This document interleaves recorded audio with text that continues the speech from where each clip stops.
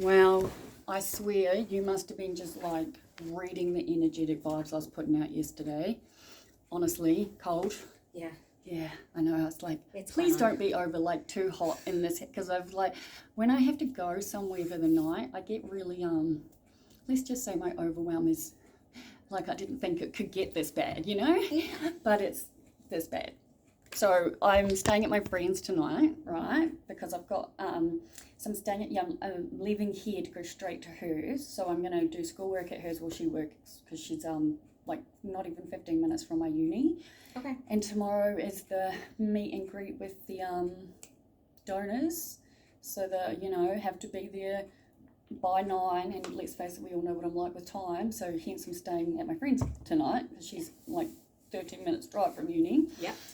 Just getting ready this morning. Overwhelm City. I reckon I've taken enough clothes for a week, because I don't. Can't decide. I cannot decide. I cannot figure it out. And they're like, you must be something comfortable, something you're happy with, blah blah blah. And I'm just like, yeah, that's all well and good. So they're saying neat casual. Yeah, and they're like, but the biggest thing is they need me to sum up my story in 10 seconds. How the fuck am I to do that? I don't know how to tell a sentence in 10 seconds.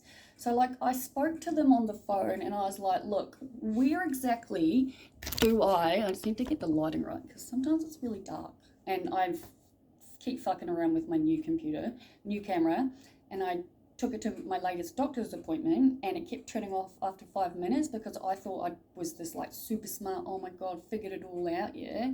Changed all the settings on my new camera, went, oh my god, I've done it. Because remember how I said to you the last time I used it, it turned off? It did, it cut itself off at the end, and then it's got all these fucking weird settings.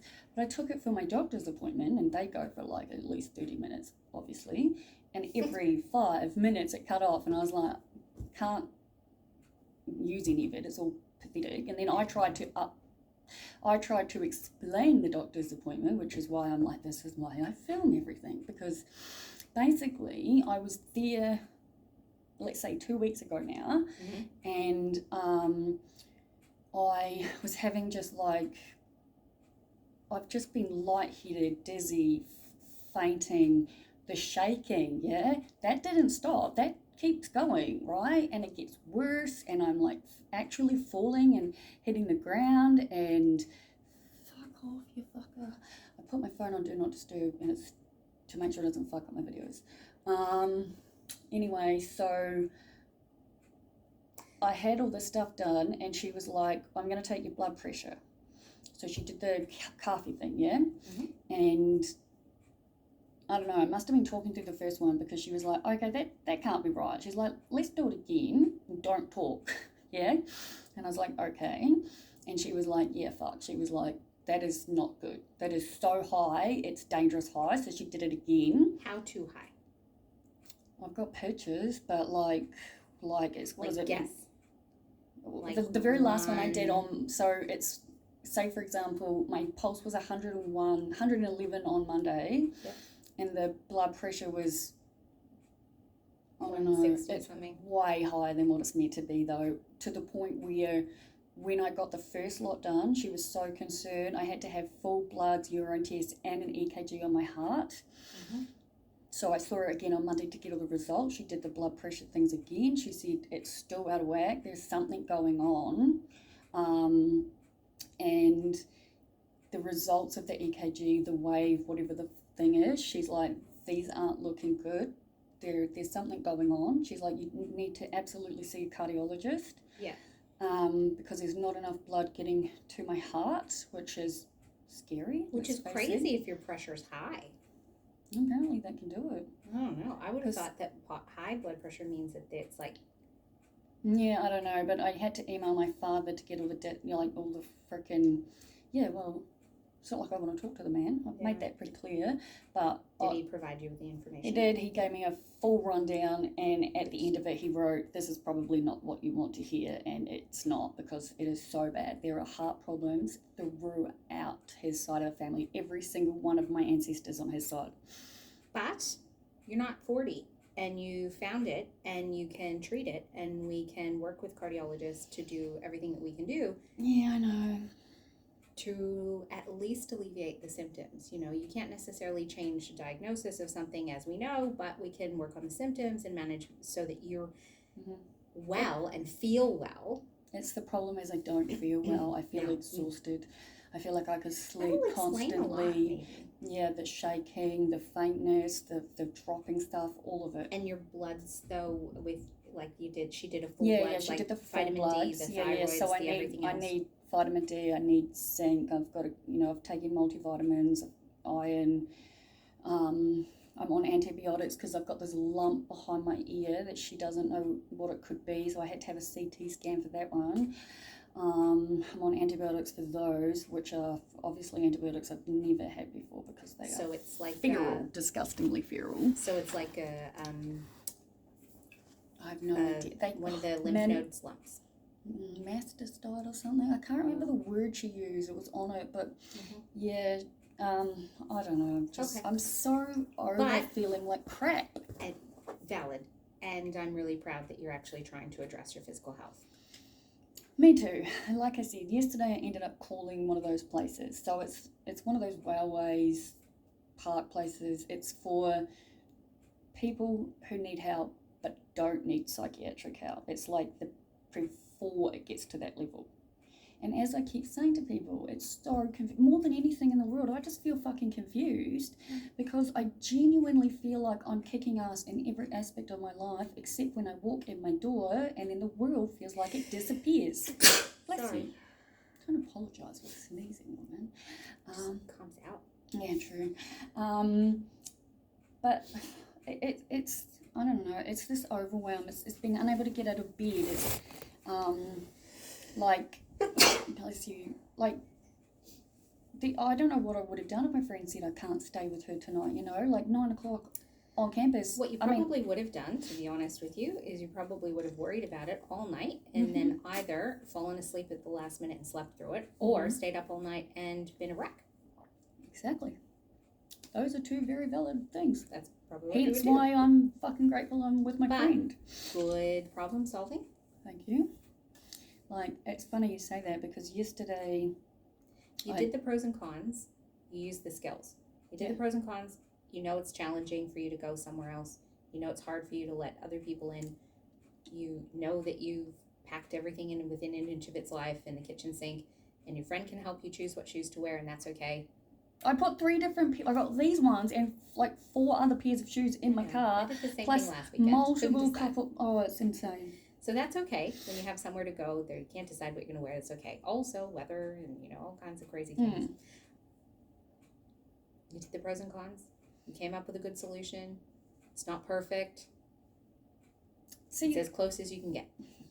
I just dropped off Boss at Ellie's, because yesterday I had to get him into an emergency appointment because I think I may have told you, he had to get his foot checked.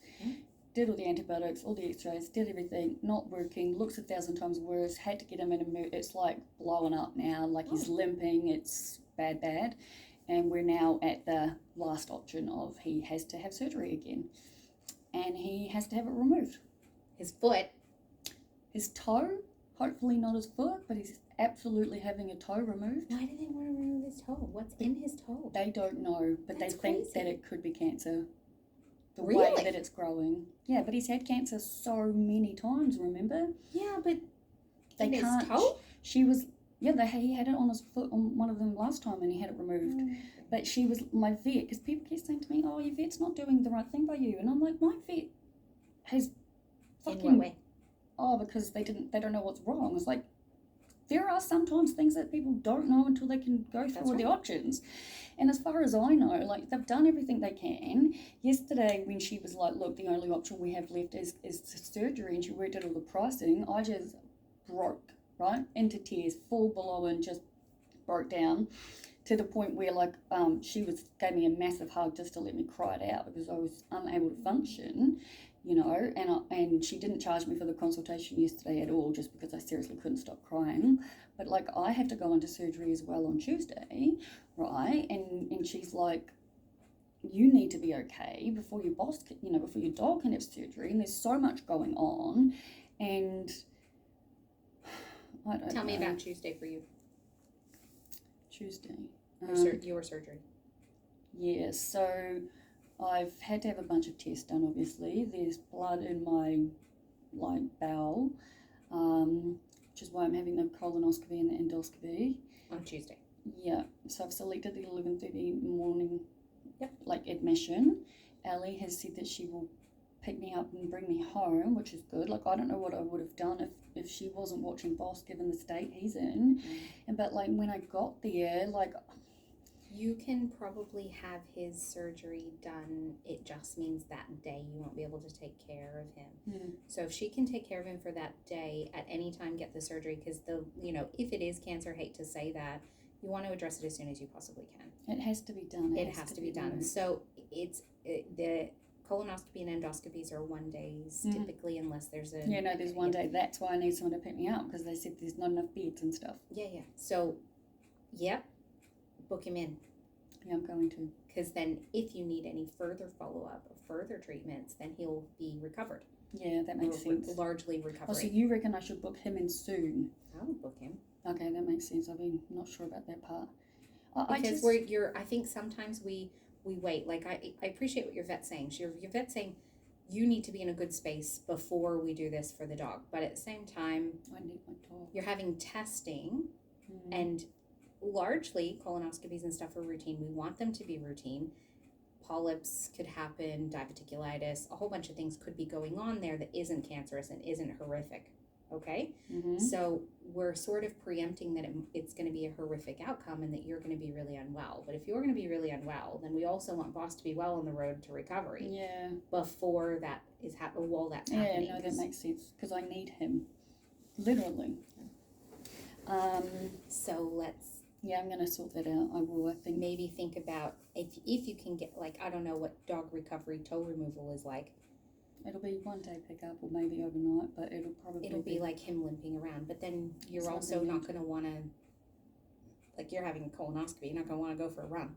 No, I'll be working on this assignment that I'm doing. Like I said to my doc, I was like, I'm trying to do a 3rd-year psychology lab report on statistics. And the topic is psychological distress. Sounds delightful. That's what I said. I was like, it's real fun to write a fucking lab report on psychological distress. Wonder the difference between real life and research? Here it is. Well, it was interesting because a lot of the articles are talking about the K10 that you have to do for the mental health thing. And I'm like, oh, I'm an expert at that. I have one every fucking year. That's how I get to see you. I'm sure of it. 48. Right. Yeah. Exactly. High numbers. Yes, high numbers. I was actually trying to find mine. I was like, I wonder if I can find a copy of it. That might make mine easier for me in my head to make it more real. Do you know what I mean? Because if I had one, this is what I've realised I've done throughout uni, right? I've sort of started going into this mind frame of I'm trying to preempt what I'm meant to write, and it's almost like it's just not coming out naturally. And I'm an expert on psychological distress. I fucking live with it. Ellie just told me that I'm incapable of having a conversation with anyone one-on-one because all I do is cry. I judge everybody on the person before them, and I'm a very, very negative person. And I was like, right, so can I still keep my dog here, or what's the go? Because I don't know what the hell's happening. And I was crying because it was just not what I was thinking. She was so excited for him to get there. And then again with the whole... I don't know. It's just one thing after another. And I keep trying to say to people, I don't understand why this is happening, because I do feel really good, and yet I also feel really confused. I feel like two people. And I realised something. This whole time I've been seeing you, I've been telling you that I need regular therapy. Mm-hmm. This is not what I call regular therapy. This is me trying to keep myself sane so I don't do anything dumb and dangerous, right? I wish you could see my therapist's facial expressions. You've no idea how much I get from these, because I don't hear everything you say. I shit you not. And then I go home and I watch them and I'm like, didn't hear her say that, didn't understand that, took that the wrong way. It's fascinating. By the way, I watched the last video back. First thing I realised, and I'm talking in my whole life, I told you the wrong story. What do you mean? I told you what happened with the day with Ellie at my house and the yelling and the breakdown and clock and her wanting to leave and all of that stuff, yeah? Yeah. When I watched it back, I realised that was the version that happened in my head. According to her, she'd actually said, because of my cats and how long I've been here, I can't stay any longer and keep hanging out. I need to get home once I'm done. That's what she said she said. And she reckons I misheard the first part. But I remember telling you the story back, and then I honestly watched myself, and it was like I was watching myself, and that's when it hit me.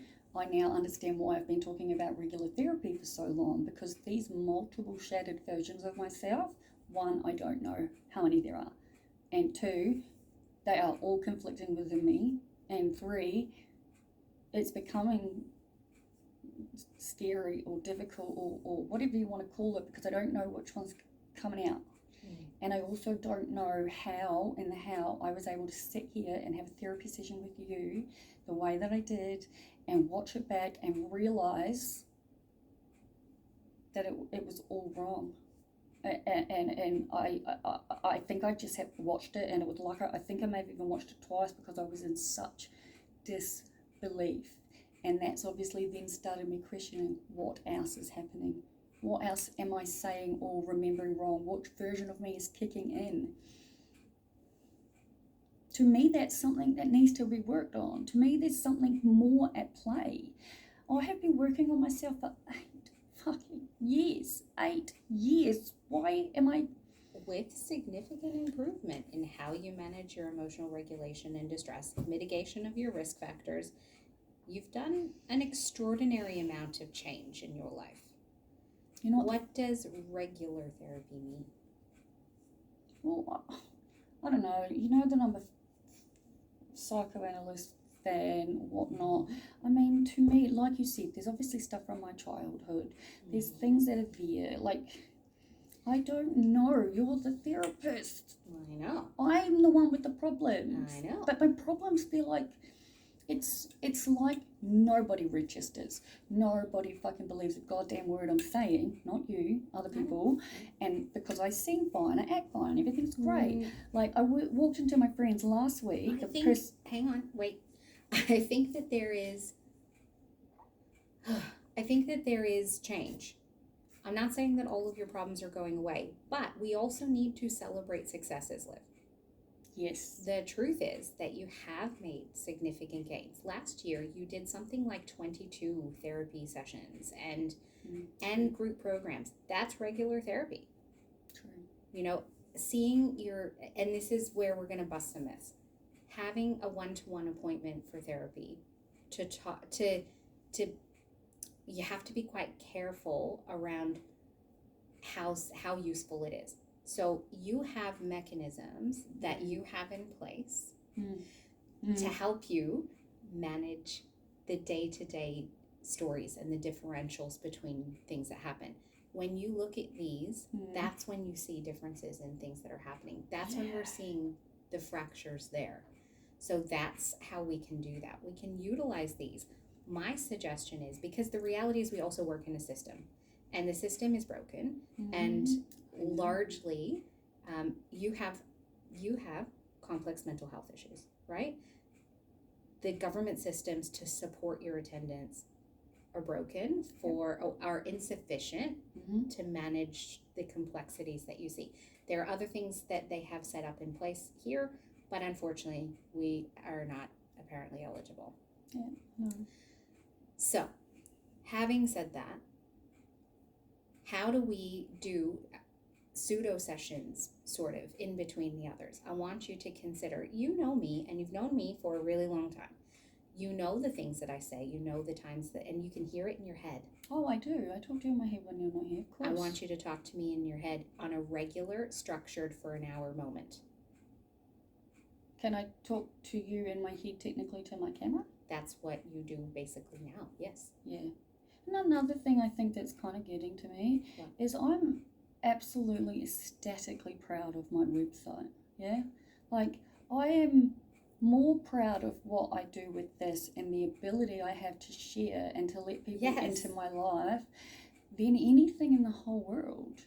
this is what matters to me. I This spend is what you more said time. you wanted to do from the very beginning. The day you first met me, you introduced yourself as a storyteller. Exactly, I did. And The very first day. And now you get to tell your story. The platform in which you do it is innovative and creative and unique. Great. Yeah, and like I had someone recently, I think, say to me, "Oh, it's just a bit of a hobby, so you can procrastinate from uni." And I'm like, "No, I think you've got that quite backwards, eh?" I'm like, "This is my everything. Uni is to go towards it." The difficulty is that you have competing priorities. You have the things that you love and that you're passionate about, and you have the other things that you're passionate about and that you've committed to, like uni studies, and then you have friendships, and then you have hobbies, then you have health and well-being, and then you have the 900 commitment of appointments and all sorts of things. You have a very intricate balance of spider webs that you're trying to manage at any one time, and it's very hard. So it's not your camera thing is not a mechanism of procrastination. No, It's part of how you live your life. It's part of your lifestyle. It's like therapy to me. But what I want to do is I want you to make it an actual therapy. I want to shift it. So sometimes on your video, sometimes now you're telling people about your life. You're telling the story about what your day and your life and your thoughts and your things. When you're in therapy, it's different. When you're in therapy, you're reflecting on instances of that could need to change, or you're relaying instances where you've utilized strategies and tried to make some change, and questions about your life that you have in a really interactive way. Yep. Okay? I want you to consider doing, maybe not for an hour, maybe do like a half an hour once a week where you sit down and say, this is what I'm thinking, and then you're going to say, and then she would say this, and then this, and then she would probably say this, or she would call me out on this, or she would say that. I want you to do that for yourself. I can do that. 100% I can do that. And my followers will all hold me to it. People get their therapist in their head, and they know, they can hear us. Absolutely, that what we can. That's, I think in all the time I've known you. And that's because you've had regular therapy and you have the skills and strategies, and that's the statements around, I have these issues and I'm fractured and I need all this support and help. Don't get me wrong, Liv. Like, I know that there's issues. But the thing is, though, you're not giving yourself any credit for the stuff that you have done and the skills that you do have. A lot of the time when you come to session, it's you telling me these are the 75 ways in which I've already engaged the strategies, and I go, good job. Well, it's funny you say that, because last night I did something that I made a video about, and it was just so silly. So I've always had this rule for myself, which is that when my sheets and linen and everything's freshly cleaned, then I have to be freshly clean and fresh pajamas and the whole Wash thing. your hair, whole everything, thing. right? Yep. And that's nice. And I've been getting really overwhelmed because of my assignment, and like I said, I think half the reason I'm so overwhelmed, which is also getting to me, is it's probably, given the fact that it is a statistics third year psych lab report, they have no word of a lie given us this guide, provided every single reading, literally provided the page numbers of the readings, have highlighted the parts that are basically have the answers in it, and we literally just have to follow it down and just follow the instructions. Use this paper on this part to do this paper on this part to do this, which theoretically so simple, right? It is just done for us. It is by far the simplest part in any kind of lab report I've ever done, having it done like this. But it's fucking with my head. Well, I kind of would say, my thought is, well, then what is the point in writing it? So because it's the statistics side of stuff, most of the marks are going into the methods and the data and all of that. So we've been provided with all of that, obviously, again. So we've got everything. We just then have to take all the skills that we're learning for the software and do that. And that's where all the marks are. Now, obviously, there are group chats that are happening. I sent out a message yesterday saying, hey, anyone still yet to start? And when I say I'm yet to start, I've read, I think, 3 of the articles, and I've I've started, Yeah, you know, like I finally got the beginning of my intro yesterday done, but it took a lot of Valium and a lot of weed to get to the point of being calm enough to go, right, I'm not, because I'm so emotionally attached. And I think that's so much of what my problem is, yeah? So what we need to do is we need to change, anytime you see we have to make it a professional. I know. Please tell rather me than how. an engage. Yeah. Well, I'll finish what I was going to say Yeah. because my bed was done, everything was good. Great. I had my clean jammies there. I was exhausted. I just messaged my friend saying I'm making myself read to the end of the paper I'm reading because I'm not giving up before that. And I was so close. I was just like, fuck the shower, fuck it all, don't care. And in that moment, I was like, I can do this. It's just a shower. And I was like, I've gone to all the trouble of doing the linen, you know, like I've been to the vet, I've spent hours doing uni, whether or not I've achieved a great deal, I've still been doing it. Like I'd spoken to multiple different people on the phone, which was nice. Like, you know, a friend caught up with me. And I know, and I said it in my video, I was like, it probably sounds so ridiculously silly to most people out there, but there will be people out there who fully understand that getting in the shower last night and having a shower before I got into my clean pajamas and my clean bed, it was like the biggest win for me. Like, I was so proud of myself, like more proud of myself for showering than I think anything else. And in doing so, I had this very positive moment of and then I was able to just bring, like, I'd put everything away for some uni, mindfulness, you and had some relaxation, you had a positive experience, so we're accumulating and positive I achieved wins. and then all of a sudden it just started flowing to me, and I started writing, and I was like, oh, and that's what. So this is the irony. The irony is that it's hardest to do stuff before you start. Yeah. The hardest part is right before you get in the shower. The hardest part is right then when you're like, ugh, I can't. The hardest part is going to the gym. The hardest part is doing the public speaking. The hardest part is that bit. Right before you do it, it's impossible. Once you start doing it, you have exceptional reward. So we know that for you, the shower means sticking to your values, having the amazing experience of fresh sheets and fresh people, having this positive sensory experiences from the shower, accumulating positive experiences, which is, as you know, your great little DVT skill. Yep. Yep. I'm good at that now. Accumulating positive reduces the negatives. Yep. But you're also getting mindful relaxation in this process. And by doing that, we're releasing a lot of that anxiety and a lot of that pent-up frustration. We're having that emotional regulation that's happening, which then gives you more space to do the other stuff. It lets the thoughts flow. Yeah, that's what I'm realizing. So it's ironic because one of the things that you've always done is push those experiences away. It's like you're like, no, not until I finish, not until I get, not until I achieve, not till I whatever, or I'm not worthy, or I'm not ready, or I'm not whatever. And it perpetuates the issues.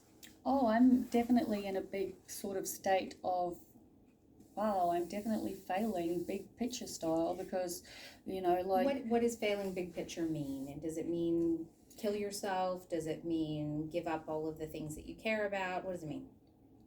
I believe, or did, now I'm just fucking following the fucking flow, trying not to do anything stupid, but I have been at university for 7 years. I thought it would be this time on my last year at uni and I'd be so aesthetically happy, you know, getting ready to apply for the next one, doing this, doing that, blah, blah, blah. Anyway, that's not going to happen. All I want is to just get to the end of it and then sleep for a year, basically. So you have been at uni for 7 years. So 7 years of successful management of your university requirements. I like how you put successful because sometimes I'm like, I have to really remind myself that it's fine that it's taken 7 years. It doesn't really matter. It needed to take this long, blah, blah, blah. Like, but people talk about like that they feel like they're failing at life. Yeah. All the time. Okay? That's me. We're going to do math. How old are you? I am 37. 37. So for 13,505 days, and then some, you've successfully managed your own life. Good to know. I like that. 13,000 times. You've managed each 13,000 days. I like that. Really well so far. Yeah, I really so need all to those focus times on that you've had like really shitty days, all those times you have really shitty experiences, every time you've done shitty things, every time shitty things have been done to you, every challenging experience, every traumatic situation, every loss, everything, every emotion, every thought, 13,505 days plus some. Thank you. 100% success rate. I know. What's passing again? 50? That's right. That's what I said to my followers last night. I was like, please all of you remind me that 50s have passed, because like census is on Friday. I've had multiple people say just drop it, and I was like, absolutely no fucking way. I've made it this far. It's already week 4. Like I said, I'm gonna go and do a heap of work this afternoon because my friend will still be working anyway. How much you got left? How many units you got left? Once this one is finished, just one, I'm done. So this one and one more, so 2. Yeah. How many have you had to do? I've done 22 so far. So there's a 24 units in my third 3-year degree. So you've done 22 out of 24. Whoops, wrong button. I'm not that good at math. Okay. But I've done well. So when you have those thoughts of, I need to give up. Yeah. I can't do it anymore. 91.6% of the way there. Mm-hmm. This is why I love coming. This is the challenge when people have stories in their head. Our stories are fictional. I know. When I was in high school, everybody was in high school at one point usually, right? We have English. I didn't even graduate high school when I'm about to graduate a double degree. 91.6% of the way. Thank you. So when we were in high school, we did the arbitrary. We've talked about it before. The arbitrary marking of what is an exam, of what is an essay, of what is this. Do you know they're not calling them exams anymore? 12 out of 20 for this. Yeah, because the last person got 13, have to go 12. Or the way you mark it. Yeah, 17. My tutor went through and explained the whole thing to me. I couldn't fucking believe it. He drew graphs and the standard deviation and how it all has to. And I was like, no fucking wonder we're getting these grades. Like, it was Also, so confusing. No, probably right. No, he works for the university I go to. Know, but there's still somebody who has to mark them. Oh, no, I know that. It was the way he explained how the markers have to grade and how it's all processed. Oh, yeah. Yeah. Someone's marking them, of course. Yeah. In theory, but yeah. But it's arbitrary, isn't it? What is a 12? What's a 12.5? Exactly. You know. That's arbitrary with English. Yeah, with psychology, with essays, with all these things. But you know what's not arbitrary? 2 + 2 is 4. Which is why the most important marks are in that data, which is what I need to do. It's either right or it is wrong. Okay? So you can't argue. Your brain is arguing with yourself that you are not successful at this, that you are a failure at this, that you are not doing well at this. 91.6% is the truth. Oh, I like the picture. Yeah. It's supposed to be a calculator, but 91.6% is the truth, and that's what we need you to remember. So I think what I need the most help with, and this is where it's so confusing, right? Because I used to think that I was really lonely or alone. Turns out people were around me for too long, pissed me the fuck off, right? I didn't know that. I thought that I needed all these friends to be around me all the time. Too many carrots will still turn you orange. And then I'm like, oh, no, I've had my full. I'm done. You know, I am like that. So living alone is good. Like, it's this feeling of feeling perfectly fine, you know, when I'm at uni or when I'm out and I'm doing stuff or, you know, I'm working and all this wonderful stuff. But like I said, I got to Ellie's house, for example, to drop Boss off. I was already emotional because of everything that's been going on. Yep. Plus the simple fact that my dog's fucking toe looks like this. It's so bad. Like, it's gut-wrenching. You know, I'm nervous about tomorrow because I don't know what I'm supposed to say. We're going to come to that. 10 seconds. Oh my God. Like, I've spoken to them on the phone and then I said to them, look, I don't know where I'm supposed to start because all my stories start with, I was smoking ice. I was like, is that too much? And she was like, actually, that's really interesting. I was like, look, I don't know what you want me to say. I was like, in a nutshell, like... They want you to say why you got the scholarship. Yeah, and one of the questions is what went wrong? And the only thing I can think of is the fact that, well, obviously my housing went up in the air and I had no idea what was going on. I mean, uni has taken about 4 years longer than I thought that it would, right? So that's just pushing out my fees, you know. Obviously, it's just adding to everything. But in all honesty, I plan on using the scholarship to pay for my next trimester. I've just paid the trimester's fees already. So what you're telling me, we're going to consolidate it all down. You got the scholarship because, one, there's a financial scholarship, which I finally have figured out. From New Zealand? No, from here, somewhere from somewhere here. Okay. Yeah. My uni. You got the scholarship because it was financial hardship. Financial hardship, accommodation distress, a complex mental health history, and a history of substance misuse, significant isolation, and I needed help to get through to finish. And at the end, that's it. And I got the scholarship, and I'm super grateful because it means I can get through it. Yeah, that's basically what I'm going to say. 10 seconds. That's 10 seconds, exactly. Well, I don't know if it was actually 10 seconds, but like close enough. You can give them the highlight. The highlight reel is the topics. So when you're doing your storytelling, what is the topics? Substance use, complex mental health issues, accommodation troubles, financial issues, scholarship. Yeah, no, that makes sense. I'm happy with that. So 1 sentence per main topic. And it's all in your references. Yeah, it's all been talked about, so exactly. They know. Like I said, it's just like I feel like I am getting more busy, which is good. More things to do and more things on, which is great because it's helping. That's why when you're at home, there's a definitive difference. I think that, if you want my 2 cents, this is just a hypothesis, right? I think that because you are filling your day with more meaningful and positive things like uni, friends, boss, stuff, activities, when you go home, it's almost like you've used you've burnt out. Like 100%. you've taken it, because we do know that you have the ADHD, the chronic fatigue, and all the other things, right? All of it. So then you're going to go over here, you're going to use it all up, and then you go home and you're like, it's almost like you deflate. 100%. That's the word I've Physically, been using. Emotionally, and mentally. And all I want to do is go lie on my bed with my weighted blanket. And what does that do? Is it we talk about spoon theory, it puts the spoons back in.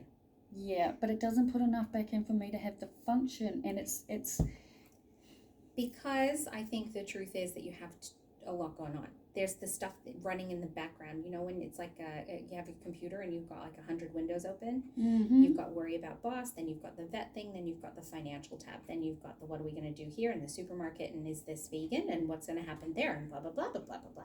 You've got too many tabs open. Yeah. And to be really honest with you, Liv, part of the ADHD is you click from one tab to the next. No shit. And you don't do the tab so you can close it. Last night was when I realised I hadn't read the fucking end of the paper that I started a week ago. I was like, what the hell is wrong with me? Like, this is what I'm saying. It's when I'm by myself and shit goes wrong and I start reading one and then I flip and then I get confused and I get overwhelmed and then the next thing I know, and this fucking dyslexia shit, like, I've always known when it was there, but being aware of it, it's like I'm angry every time now. Like, it's like I can't stay calm at myself because I'm thinking something to write to someone, say I'm writing an email to you, and the fucking words are just coming out different. And now it's just... Let me ask you questions about that, okay? Let me give you some supports, because I feel like right now it's about what you need from a practical point of view. Yes, the therapy, but also practical input. I need all the help I can get, darling. Okay, practical input equals... All right, you know that you learn through speech. You know that you don't learn through reading the articles. You learn through talking. What I want you to do, sorry readers, is... I've been getting them read to me though at the same time. I want you to read them, and then I want you to do a summary. Oh yeah, that makes sense. You know how we talk about, like at the very beginning, probably before you videoed stuff, we talk about how you could put one Post-it on the front cover of each of your reference articles. Oh, so you take the information and you summarize it to a spot that you can more easily manage, because it's too many tabs That's open. What's happening? I'm just so we're going to do one overwhelmed. article, and we're going to do the Post-it, but for you, writing the Post-it may not be the way. For you, it might be this. Yeah. For you, it might be speaking about it. Yeah, no, I get that. I like that because, like I said, like the actual topic is fascinating. It is so exactly 100% the things that I love to learn. But right now you're identifying too closely to it. If you have a client, if it like, not you, because you're not going to do this, but if I have a client who is too close to my real life, I have to have mechanisms and practice in place to distance from that so I can effectively be there for them as a clinician. You have to do the same with research. I know, and that's where I think I struggle, because we have to make it so a story connected. of their story, their thing, this research, not my story, my research. I know. Okay?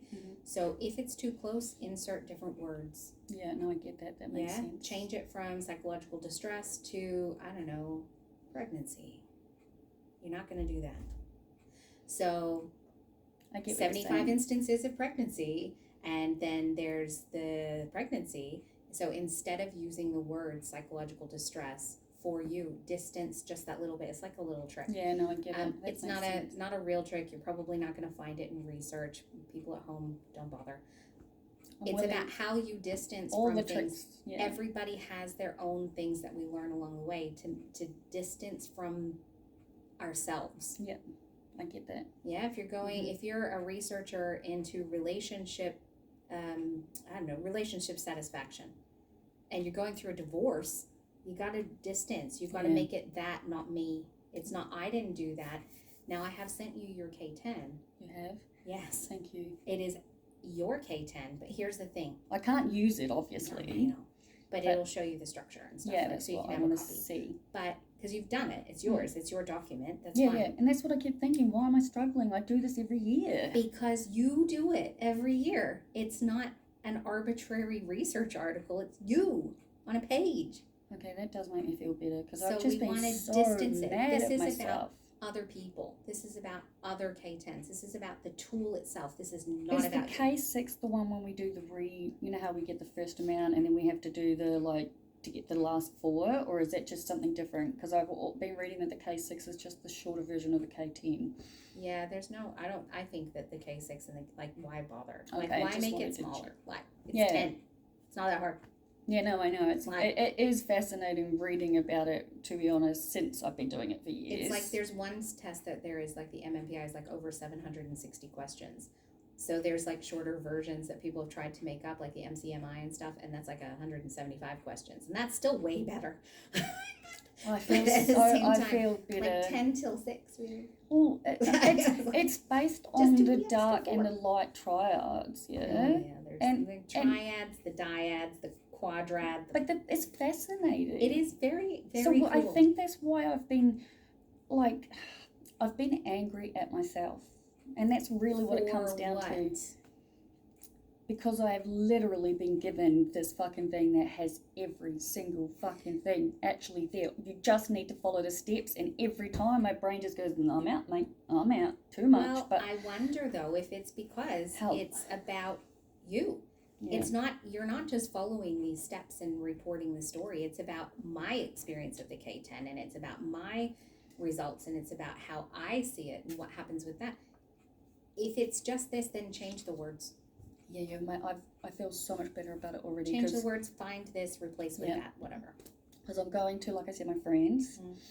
I'm going to be there for the afternoon, whatnot. I'm just going to be at hers doing schoolwork, because she'll be working for the while. Can you get in? Yeah. Okay. She's going to leave the door unlocked. Once I finish with you, I'll be texting her saying what time I'll be there, and she'll unlock the door. But I have a tutoring session tomorrow night at 6:30, and yesterday I was in such a state. I emailed to be like, I don't know if I'm going to have anything to do. Can I postpone it? But there was just not enough availability. And I was like, you know what, never mind, I'll keep it. And then this morning on the group chat, there was a bunch of people going, oh my God, haven't started. Anyone else starting this thing? What do we do? Where do we start? It's overwhelm sitting.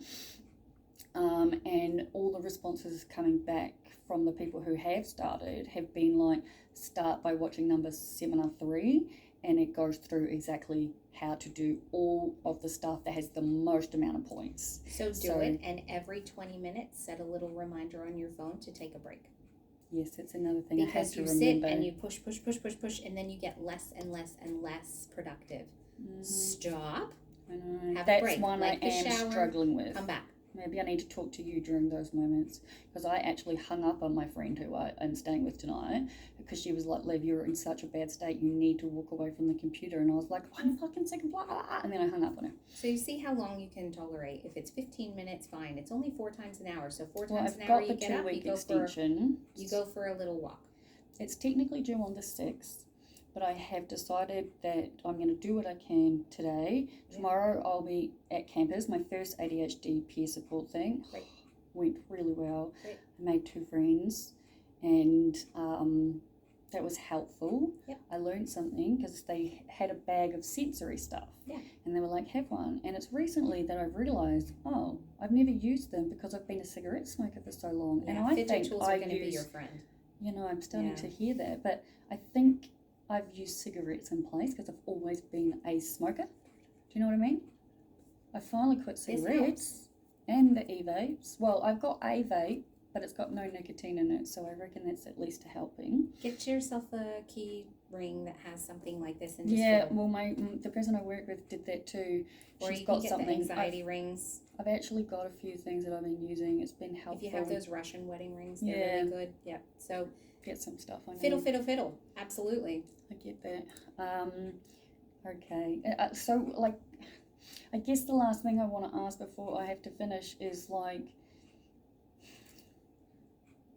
it's the days where I'm by myself. Like Friday, for example. Getting up, like, you know, I thought I'd finally accepted setting alarms was just pointless, except for days where I really, really have to, you know? Like, I set an alarm today, 7:15, didn't get out of bed until I was 9. Like, and that's where I'm still like, I'm trying to just go with the flow. Like, when I get up, it takes a while for my meds to kick in, like trying to force myself to work, and I've been freaking out. But like I said, I'm keeping the therapy session, the tutoring session, to start getting through it. Like, so on the days when you're by yourself, what? I guess I just feel like I need something. Unless this is when I use the talking to you and the camera part to help me, because it really is. Stuff in the afternoon to give you meaningful activity. The key for you is meaningful activity. That's not. What do you mean though exactly? I'm not opposed to doing some uni work because it progresses things, but you also need downtime. So positive experiences being like, go for a swim. Yes, I need to start. Or I haven't been. Go for a walk. Or you can dance for 15 minutes in your lounge room, or play some music, or like play music. Yeah. I don't know if you play, but do something. Go for coffee. Yeah, that's what my note taker said. She's like, time to go get coffee and go people watching. Yeah, just sit or go to a center and just see what's there. Yeah. Window shopping, or I don't know, running out of positive activities. No, they're all good. My friend with the horses, like, she said that they've got more now, and I was like, can I come up and, you know, start riding with you and there? And she'd be like, yeah, that's awesome. Like, I'm trying to organise when to go up. People pay thousands of dollars to ride horses. You do that. It's fun. I know. As long as you like horses, it's fun. I competed in New Zealand. I had my own. Yeah, so that's why I want to ride. Yeah. Like I said, best part, like, I'm in a great place in my life. So these are, but the thing is that you need to schedule it and do it. We know that you're not great at getting up. This is not a 9 a.m. activity. These are afternoon activities. Yep, that's true. So set yourself up for success as well. Don't set yourself unrealistic things. So going back to accepting the whole, it's okay that I don't get up at 7 o'clock is fine, I guess. Like, I can't keep feeling like I'm failing. No, true. And I know I'm working hard. I know that. I'm doing the best I can. Mm-hmm. It's all I can do. So try to find a time that works and is more realistic. Maybe the aim is that you get up at 9 o'clock every day. Yeah, I'm starting to think that, because that's when I naturally wake up anyway. Uh-huh. So, yeah, okay. So be real about it. Everybody has their own sleep cycle patterns, and sure, you can shift patterns over time. And yes, if there's activities that you need, but you're also, if you have a more regular pattern, it becomes easier. If you do have the odd, like, oh, I've got to catch a flight and be up by 6, then you're going to be up by 6. I'm definitely, I become more focused and clear in the afternoon, so it makes more sense that way. Do afternoon things. That's what I thought. So don't try to study at 7 a.m. That's ridiculous. Just trying That's to not get who up you are. at 7 a.m. Get It's it? too No, hard. getting up at 9, starting to then having coffee, getting your meds to kick in, starting study at lunchtime. Yeah. Maybe you have your downtime in the mornings. Well, then that's you what work I've been later. realizing. Flexible work hours, darling. It's almost like I'm a child when I'm at my own home, and I need someone to give me permission. Give That's yourself literally permission. it's not You're working. the adult. Yeah, except that I'm looking at inpatient care because of like I said, like even you can't grasp what's happening because you're still seeing me. So do the chair work for yourself. Yeah, okay. Literally set the chairs up and you be the adult and you be the child and talk to yourself about it. Oh yeah, I'd forgotten about that Do one. chair work. I like that. Chair work. You're the adult. I literally asked my 19-year-old friend to adopt me today because I was like, you're more of an adult than me. I was like, I don't know what the fuck is happening. At times. I'm a perfectly good adult. The last time I saw my friend, I walked into her house, I was like, holy fuck, it looks like a bomb has gone off. Dropped everything and just immediately started cleaning. I would not leave her house until it was done. I cleaned a lot of it. As long as she was okay with that, that sounds very nice. She was working and I didn't give her a fucking choice. Yeah? So she was grateful. Nice. Yeah. But my point was, you know, like I'm an adult. I'm fine. I know you're an adult. You have successfully managed 13,505 days and then some. I like that. That's awesome. You've made You my are day. the adult. I know. I'm the adult. Gotta keep being the adult. Exactly. Oh, I can do this, but I like your idea because it is. I'm just too close to this assignment. It's fucking with me. Yeah. But I've got the. But remember your success rates and challenge it when the story in your head is that you're failing. Math doesn't lie. I know. Math doesn't lie. I like that. Okay. We're good. All right, I'll see you.